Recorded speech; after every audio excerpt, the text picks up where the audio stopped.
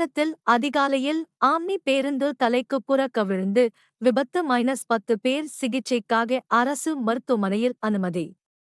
கேரள மாநிலம் கண்ணூரில் இருந்து மதுரை நோக்கி சென்ற ஆம்னி பேருந்து ஒன்று திருப்பூர் மாவட்டம் பல்லடத்தில் அண்ணா நகர் என்ற பகுதியில் திருச்சி கோவை தேசிய நெடுஞ்சாலையில் இன்று அதிகாலை சாலையில் இருந்த தடுப்புகளை ஓட்டுநர் கவனிக்காததால் கட்டுப்பாட்டை இழந்து தலைக்குப்புற கவிழ்ந்து விபத்து ஏற்பட்டுள்ளது.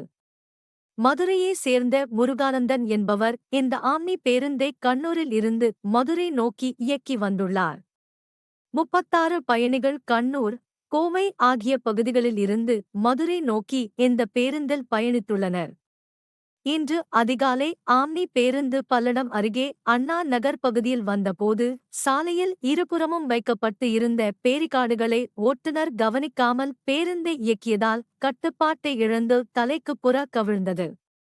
சத்தம் கேட்டு அங்கிருந்த அக்கம் பக்கத்தினர் தீயணைப்புத் துறைக்கும் காவல்துறைக்கும் தகவல் அளித்தனர்.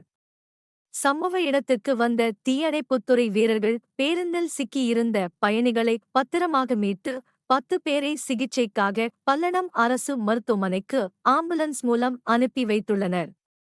மேலும் பேருந்தில் சிக்கியிருந்த 36 பயணிகளையும் பத்திரமாக மீட்டனர்.